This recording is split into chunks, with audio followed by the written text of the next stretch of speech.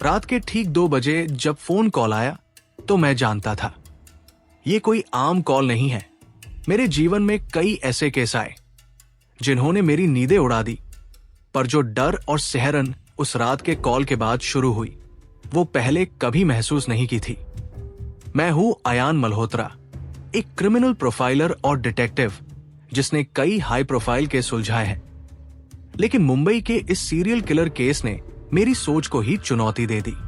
Phone के दूसरी तरफ इंस्पेक्टर सान्या देशमुख थी, तेज, होशियार और मेरे साथ पहले भी कई केसों में काम कर चुकी। अयान, तुम्हें अभी आना होगा, उनकी आवाज कांप रही थी। एक और मर्डर हुआ है और इस बार किलर ने एक अजीब निशान छोड़ा है। मैंने बिना कुछ पूछे जैकेट पहनी और बाहर निकल गया। मुंबई की रातें कभी कभी स्याह से ज्यादा रहस्यमयी होती है। रास्ते में सिर्फ एक ही सवाल दिमाग में घूम रहा था, क्या ये वही किलर है जिसने 3 हफ्ते पहले पहली हत्या की थी? 3 हत्याएं, तीनों एक ही पैटर्न पर। शव के पास एक संगीत नोट का टुकड़ा और पीड़ित के गले पर एक कटीली मुस्कान। पुलिस परेशान थी, मीडिया भड़की हुई और मुंबई दहशत में। लेकिन आज कुछ अलग था। हम जब घटनास्थल पहुंचे तो सन्नाटा डरावना था। एक पुरानी हवेली जहां शायद कई सालों से कोई नहीं रहता था।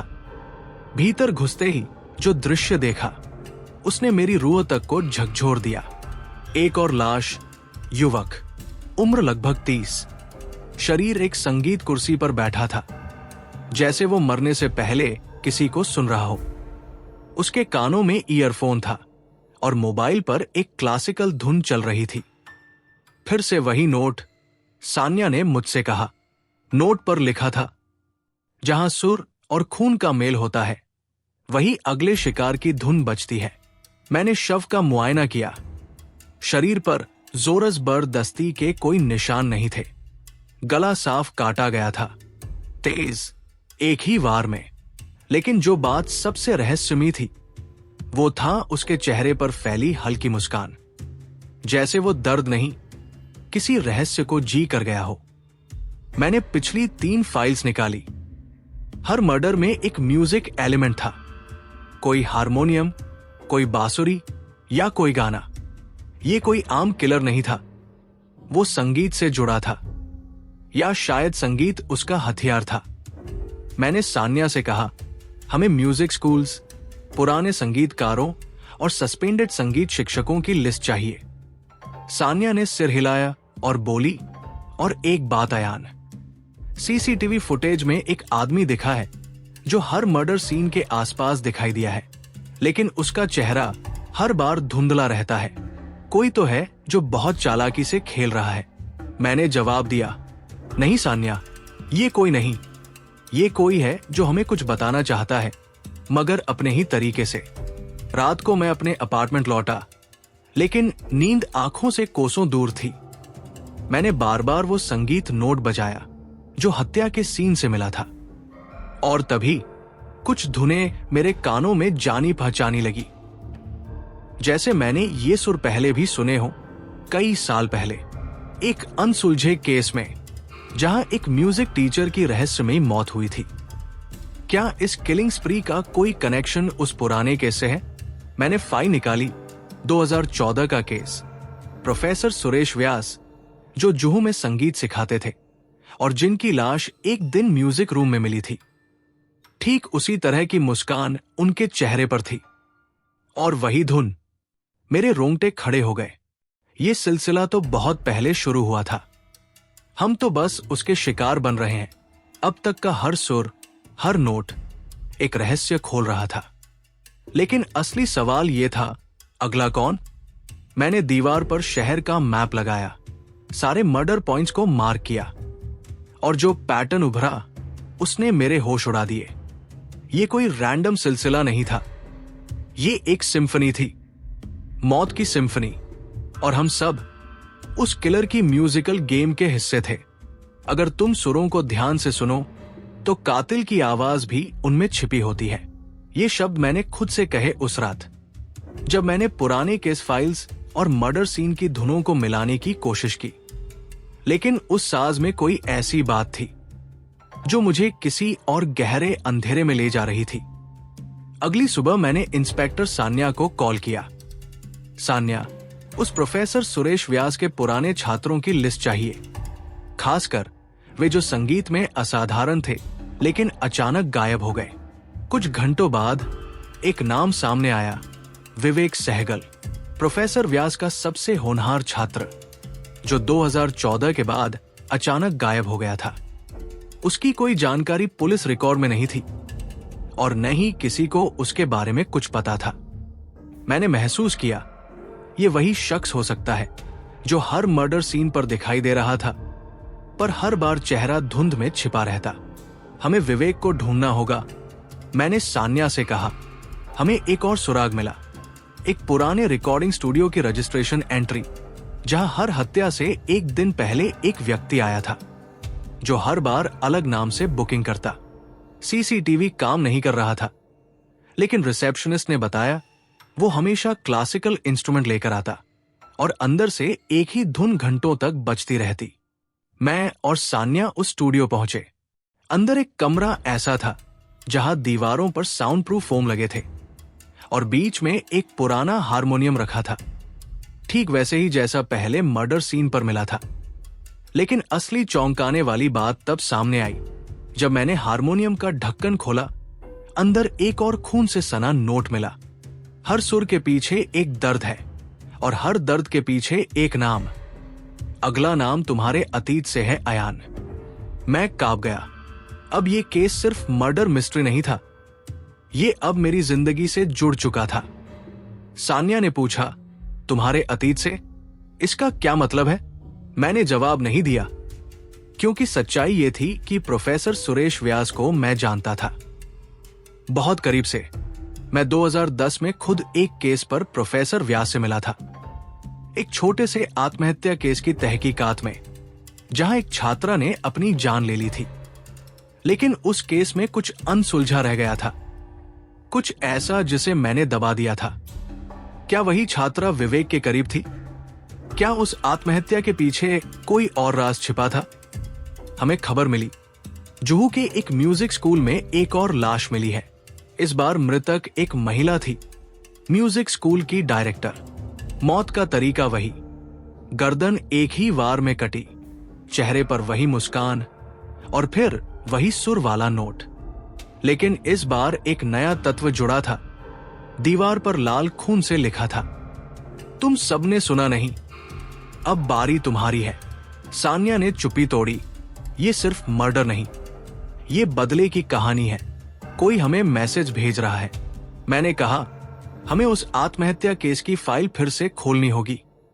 शायद उस लड़की की मौत ही इस पूरे सिलसिले की शुरुआत थी। अगले दिन मैंने प्रोफेसर सुरेश व्यास के घर जाकर उनकी चीजें खंगाली, जो अब वर्षों से बंद पड़ी थी। और वही एक लकड़ी की अलमारी में छिपी मिली एक डायरी।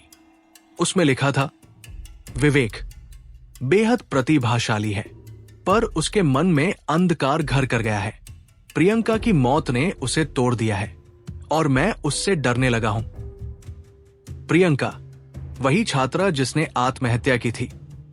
तो क्या विवेक को लगता है कि प्रियंका की मौत का जिम्मेदार कोई और है, या शायद वो मुझ में भी किसी गुनहगार को देखता है? डायरी के आखिरी पन्ने पर बस एक लाइन थी, अगर कुछ हुआ तो उसका गुनहगार हर वो इंसान होगा जिसने प्रियंका की चीखें नहीं सुनी। अब इस कहानी में सिर्फ एक नहीं, कई कातिल हैं। कोई अतीत का, कोई वर्तमान का और शायद कोई मेरे अंदर भी। मैंने दीवार पर सारे सुर, नोट्स और नामों को जोड़ना शुरू किया और एक नया सुराग मिला। अगला हमला अगले शुक्रवार एक लाइव म्यूजिक कॉन्सर्ट में हो सकता है, पर कौन होगा अगला शिकार? और सबसे बड़ा सवाल, क्या मैं ही उसका अगला निशाना हूं? हर रहस्य का अंत या तो रोशनी में होता है या खुद अंधेरे में। पिछले केस की फाइल, प्रोफेसर सुरेश व्यास की डायरी, प्रियंका की आत्महत्या और अब ये नया खतरा, हर चीज एक धागे से जुड़ी थी। लेकिन उस धागे का सिरा अभी भी मेरे हाथ से फिसलता जा रहा था। अब मुझे एक ही रास्ता दिख रहा था, उस कॉन्सर्ट में जाना, जहां मौत की धुन बजने वाली थी। ये मुंबई का सबसे बड़ा क्लासिकल इवेंट था। संध्या सुरमाला।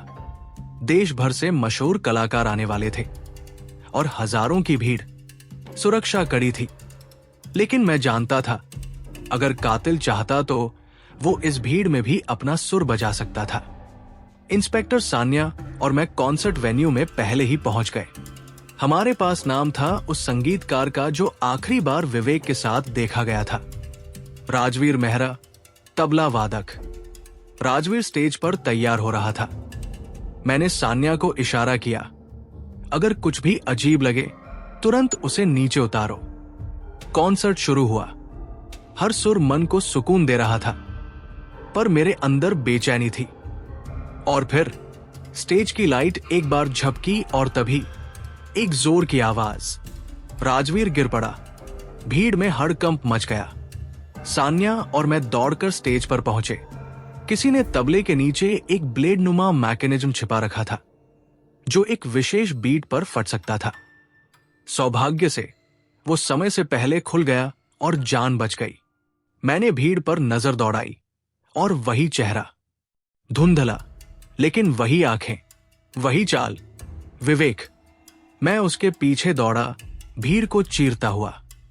वो एक बैकस्टेज दरवाजे से बाहर निकला और अंधे गलियों में घुस गया। रुक जाओ विवेक, प्रियंका की आत्मा को चैन चाहिए या और खून? वो पलटा। उसकी आंखों में आंसू थे और पागलपन भी। तुम्हें याद है अयान, तुमने भी उस वक्त उसकी मदद नहीं की थी। तुम भी दोषी हो। तुम सबने उसे मरने दिया। नहीं विवेक, मैंने कोशिश की थी, मैंने रिपोर्ट फाइल की थी, लेकिन कॉलेज ने केस दबा दिया। विवेक हंसा, पर मुझे तो सिर्फ इंसाफ चाहिए था। सुरों में बदला नहीं, शांति चाहिए थी। लेकिन जब इंसाफ नहीं मिला, मैंने संगीत को अपना हथियार बना लिया। विवेक ने हारमोनियम का एक टुकड़ा बाहर निकाला और उसे जलाने लगा। अब कोई सुर नहीं बजेगा, कोई मौत नहीं होगी, लेकिन एक आखिरी सुर बचा है, मेरा अपना। वो खुद को खत्म करने वाला था, लेकिन मैंने समय रहते उसे पकड़ लिया। उसे पकड़वाते हुए मेरे मन में एक ही बात थी, ये केस मैंने नहीं सुलझाया, इसने मुझे तोड़ दिया। विवेक अब एक मानसिक संस्थान में है जहां उसे संगीत थेरेपी दी जा रही है। सान्या को प्रमोशन मिल गया और मैं अब भी रात को कभी कभी वही धुन सुनता हूं। प्रियंका की चीखों से बनी वो साज जो अब भी मेरे जहन में गूंजती है। हर केस एक किताब होता है, लेकिन इस किताब के कुछ पन्ने अब भी खाली हैं। शायद कुछ राज कभी नहीं खुलते, पर एक बात तय है, जब सुरों में सन्नाटा उतर आए तो समझ लेना, मौत पास ही खड़ी है। अगर आपको यह वीडियो पसंद आया हो तो कृपया हमारे चैनल को सब्सक्राइब करें।